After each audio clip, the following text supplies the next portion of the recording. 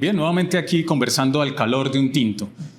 En el programa anterior quedó pendiente un tema y es cómo apelar a la construcción de la reflexión o a acentuar la reflexión para salirnos y poder avanzar de esa construcción de un ambiente de ira o un ambiente de odio en los contextos electorales, por ejemplo. Profesor Juan David, ¿cuáles serían los insumos, los elementos, las características de esa construcción de reflexión?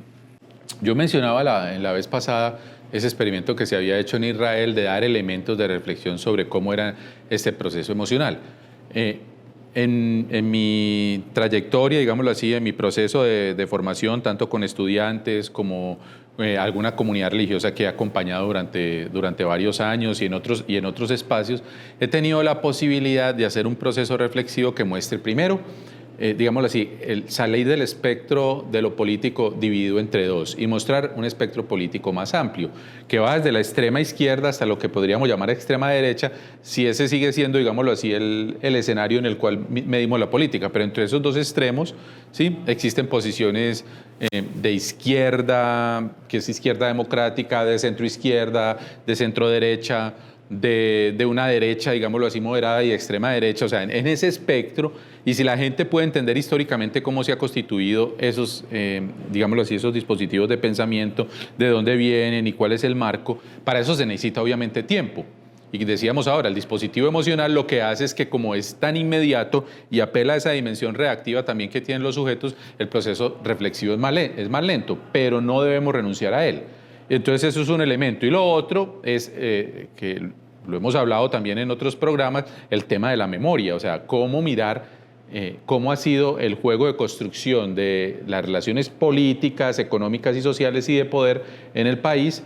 y en América Latina, de tal manera que le permita a la gente también comprender en un espectro mucho más amplio que lo que está pasando hoy no es distinto a lo que ha pasado en otro momento. Voy a poner un ejemplo. En el año 36, Laureano Gómez acusaba al presidente Alfonso López Pumarejo, que solo quería hacer una reforma agraria, lo acusaba de comunista y lo acusaba de querer destruir la democracia. No es nada distinto a lo que está pasando 80 años después. Cuando alguien apela a otras formas, a otros modelos, a reformas y a cambios, inmediatamente se le acusa de antidemócrata, inmediatamente se le acusa de querer traer el comunismo y todo esto, con toda la carga semántica que esto tiene y de significante, porque el comunismo en un país tan profundamente religioso como Colombia, entonces van a perseguir las iglesias. Han salido memes de eso, de que van a perseguir las iglesias, y eso es falso, ¿cierto? Entonces,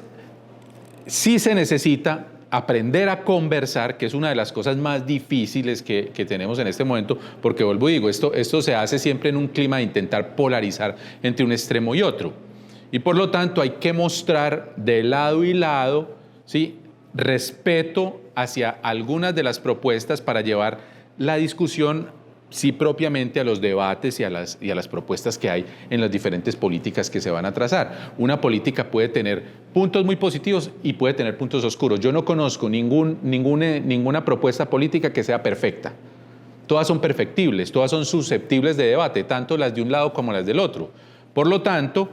pues al comprender que este dispositivo emocional nos habita muchas veces y desde él se nos dificulta comprender cuál es la propuesta de gobierno, cuál es la propuesta política que tiene un partido, pues al comprender esto y al poder decir, venga, vamos a bajarle a este nivel emocional, no nos vamos a dejar movilizar por estos terrores, por estos miedos, por estos odios, sino que vamos a intentar comprender qué es lo que está pasando, pues obviamente en ese contexto, paradójicamente, ahí sí pierde quienes quieren meter ese miedo, ese terror y ese odio, y que muchas veces no quieren ya que esto se discuta, como hablábamos previamente antes de conversar el programa, no se quieren discutir algunas propuestas y por lo tanto, incluso uno lo podría decir, el mismo candidato en este momento de la derecha evita ese tipo de discusiones y casi siempre el tema lo lleva a un contrapunteo con el uno y con el otro, y la paradoja es que si los candidatos del otro lado o los que pretenden tener otro tipo de propuestas caen en esa trampa, pues paradójicamente gana el que la propone, el que propone ese juego. Por lo tanto, hay que cambiar el juego y ponerlo en otra dimensión. En el tema de la reflexión, en el tema de la conversación, hacer posible que de esto se pueda conversar, incluso en lo cotidiano, y comprender que de una u otra forma, ¿sí?, podemos incluso mantener, porque otro de los miedos que tiene la gente a hablar de esto es que se nos van a romper las relaciones. No, podemos mantener las relaciones desde la diferencia, comprendiendo unos puntos de vista y otros, y desde allí poder tomar decisiones un poco más reflexivas. Bien, estamos hablando de un camino más largo. Más largo, sí. Pero que implica repensarnos como sociedad e incluso, profe, repensar el papel del aparato educativo, que ahí tendremos otro programa para profundizar el papel que han jugado las universidades también en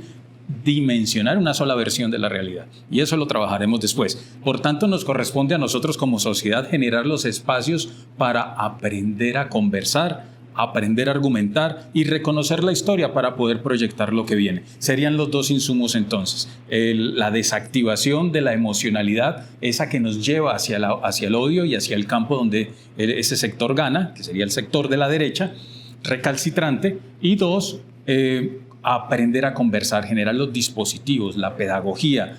reconocer la historia y proyectar el país. Serían las dos grandes conclusiones, profesor. Sí, yo creo que esos dos elementos, es decir, el cómo comprender cómo funcionan los dispositivos emocionales y al mismo tiempo promover otro tipo de dispositivos emocionales que nos permitan verlo, crear climas emocionales diferentes, porque un clima emocional de esperanza o de alegría posibilita también otro tipo de conversaciones. Y el segundo elemento es el elemento reflexivo, que obviamente tiene una mediación más larga y que implica un trabajo desde lo educativo, desde lo formal y desde lo informal también, que nos permita generar conversaciones que recuperen el sujeto político. Es decir, si algo que digamos nuestro país no tiene es la fuerza de la ciudadanía, de un sujeto político pensante que pueda ser un actor realmente de la democracia, que pueda ejercer un control político frente al poder, incluso si la izquierda llega a ser poder, que se pueda hacer un control político a la izquierda si llega a ser poder, y también frente a la derecha y también frente a opciones políticas. Es decir, la ciudadanía en un sistema democrático es quien tiene el poder, y por lo tanto nosotros somos, como dice algunos, somos los jefes de los partidos políticos, somos los jefes del gobierno, no somos los súbditos que debemos obedecer, sino que ellos nos deben escuchar y gobernar no solamente para sus propios intereses, sino para el interés colectivo. Bien, creo que retomamos la mirada de Hugo Semmelmann cuando habla de la necesidad en América Latina de recuperar al sujeto y de recuperar al sujeto político. Bien, nos encontramos en otra emisión de Al calor de un tinto.